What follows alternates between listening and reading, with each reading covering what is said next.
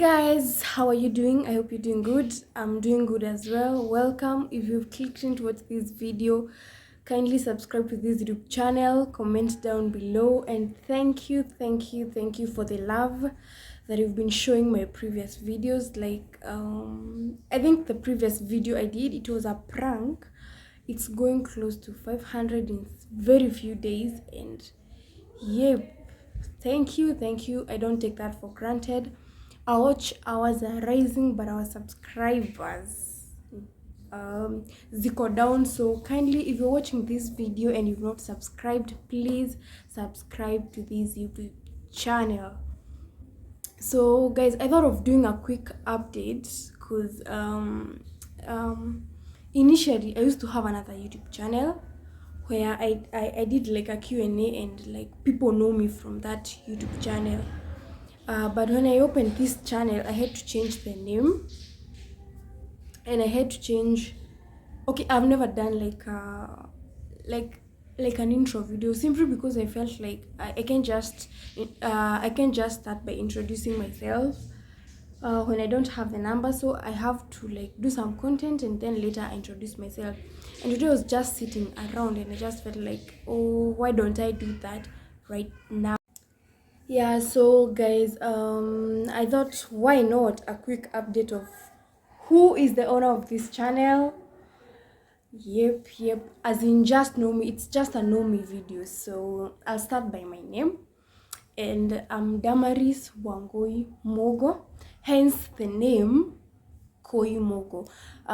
Those Kikuyus in the when you're watching video, you know, like the baby name for Wangui, it's either Koi or it's either Koi. That's the baby name for Koi. And the reason as to why I named my channel Koi Mogo, it's because so for those who are here, for those who are my subscribers for my previous channel and are my subscribers kwa hii channel, know that nimekuwa nikiita Wangui. The previous channel nilikuwa naitwa Wangui Mogo, but this one nilikuwa naitwa Koi Mogo. So the reason as to why I wanted to like do the Wangui stuff na isiitwe jina ingine, because my WhatsApp name inasamanga Koi Creatives, and I feel like it's a good name. Growing up, I never liked the name Wangui, simply because people used to make fun of it. Kuna dem alikuwa anakaa hivi, alikuwa amefiatu hivi, na alikuwa anaitwa Wangui. So my dad would make fun of me and anaita sijui Wangui Washiba, and I hated that name. So growing up, I really never loved being called Wangui, and I thought the only way is and by the way, hiyo kitu iliniingia, like I hated that name. So I felt like the only way naweza learn kuipenda hiyo jina is by probably calling myself kila place Wangui, so that ukinijua like kama Wangui unitange Koi, nitapenda hiyo jina. So hence me calling the channel Wangui Mogo. So if you keep wondering why I can't call the channel a fancy name like many people do, that's the reason. Like, I'm learning to love myself in that manner. So that's number one. My name is Damaris Wangui Mogo, and I am 22 years of age. I turned 22 on 1st of August. I mean October. I'm an October baby. Yep, you can see. Yeah, so basically that's it. I turned 22 on 1st of October. Yeah, and the other thing is that I'm a last born in a home of 7. Yeah, you can tell the looks, the beauty. Yeah, that says it all, that I'm a last born in a home of 7. Yeah. So a quick one, I'll name my siblings. My firstborn wetu anaitwa Anne Njeri Mogo. She's born 1984, so you can do your math. Secondborn wetu is Caroline Nyambura Mogo. She's born 1985. Yeah, guys, najua mna feel the difference, the 84 and the 85. It's that true. So number 3 is Sami Kibe Mogo. He's born 86. The fourth born wetu is Eunice Njoki Mogo. So my mom did 84, 85, 86, aka skip 87, and so she's born 1988, Njoki Mogo, Eunice Njoki Mogo, and she's my look-alike, as in ndo tunafanana kabisa. If you're looking to see my sister, probably I'll feature her in one of my videos soonest. Mimi ni look-alike wake. Yep. So that is fourth born. Fifth born wetu is John Ruga Mogo. He's born 1990. Yeah. And the other person is Jackson Wangombe Mogo. He's born 1992. And then sasa tunapiga gap ingine mwenda, like there's a span between me and our sixth born. There's a whole, like, I won't mention the many years because people will say, but I already told you my years. So there's a difference of 8 years between me and our sixth born.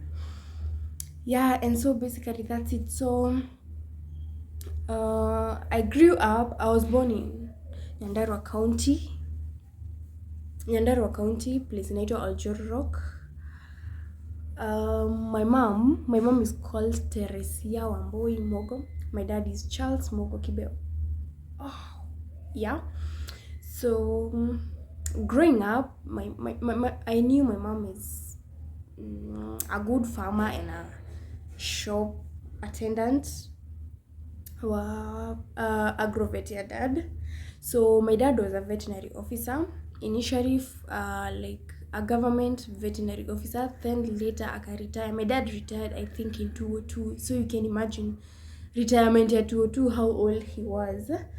So 202, if I'm not wrong, I'm a 201. So growing up, yeah, I went to school, like I think at the age of 4, I'm at 3. The first school I went to was Kenji Farm Academy. Then I burnt my hand, like literally, unaona nakwanga nimechomeka. Then nikalazwa hosi for 2 months, and after coming out nilikuwa nimeingia shule already. So after nimetoka hosi for 2 months, it's obvious that nilikuwa siradanishi anything because I had just joined my preschool anyway. So sikuwa naradanisha kitu. So I think nilikuwa class 1 because I had to be taken to another school, and then I was to enroll in class 1, nikarudia. So the second school I went to was St. Paul's Academy. Then nikiwa class 4, my cousin and my sister were teaching in the same school, like Kenya ilikuwa chini, and so my mother felt like I'll take her to that school ndo amtakie care, like itakuwa easy. But guys, I went to boarding school in class 1 simply because I think my dad was in college. My dad went back to college and my mom was so busy. We had 2 posho meals and an agrovet. And then zilikuwa tao place. When Nyandarua unajua place inaitwa Kasuku, so like, and ilikuwa hii time enye these things to do with house helps haiko inaingia wazazi sana. And my mom being my African mom, I don't think alikuwa na consider hivyo. Again, kwetu tulikuanga na ng'ombe mingi sana, so we had our shamba boys, and my mom could not entrust shamba boys with me.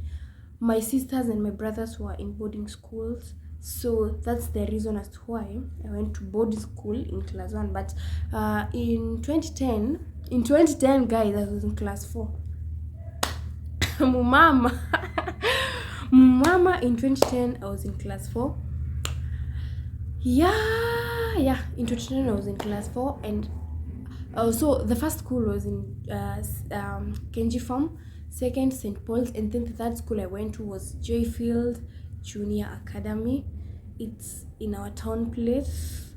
So yeah, that was the third school I went to. And then ikafika time ingine I started getting sick nini, and my dad sought I mean, my dad said, no, you won't be going to that school. I prefer ukue in a day school so that your mom will be monitoring your body changes and all that. So in class 7, oh my god, in class 7, that's when I went to another school, and it was a primary school, as in a public school. It was called Madaraka Primary School, and so I'll just go to school and come back home, and I felt like I was good to go.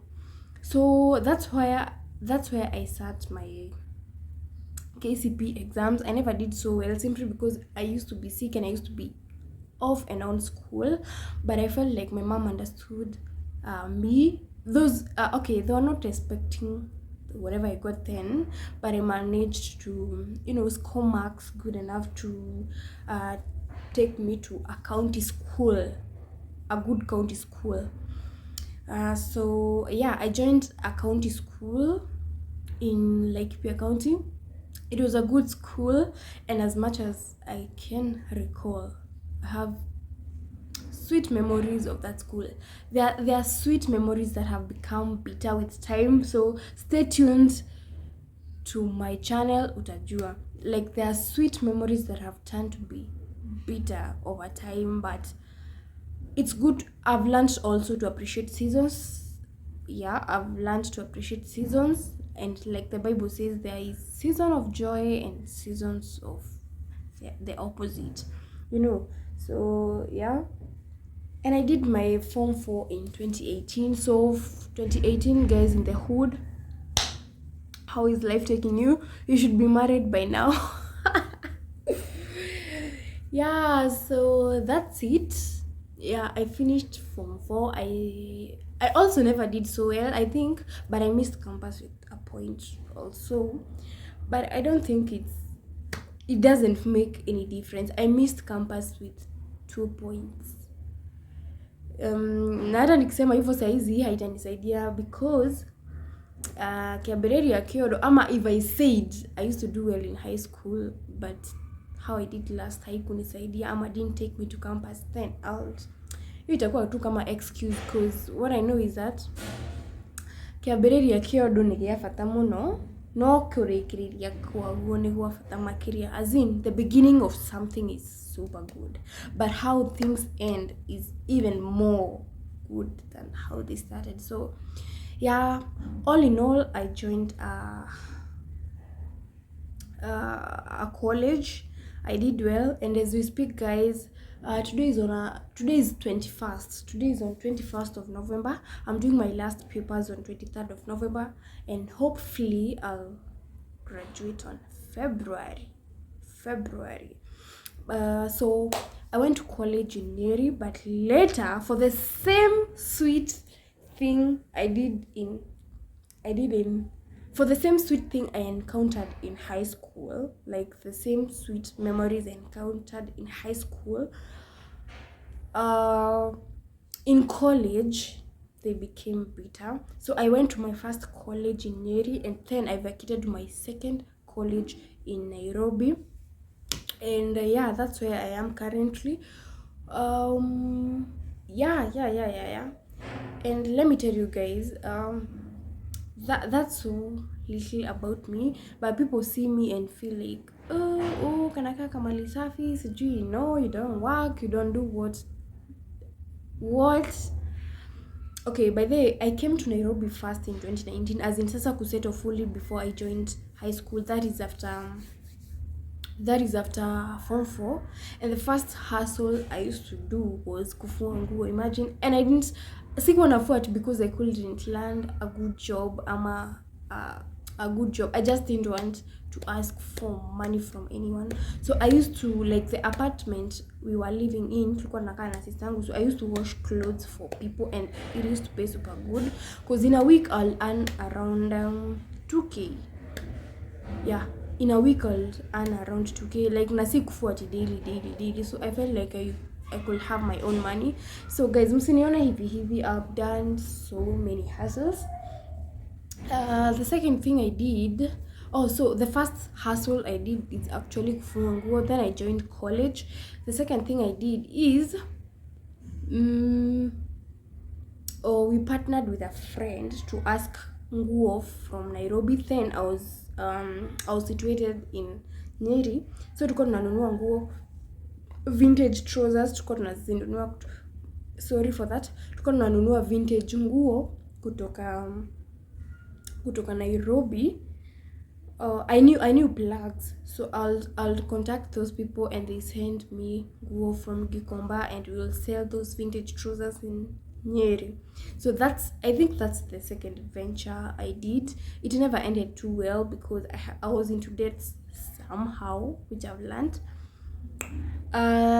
Number 3, that was the beginning of this year. So I never went for attachment as it's supposed to be, because I went for a break kutoka shule, as in I did my second year in November 2021, and so from November to May I was supposed to be out for attachment, which I never went to.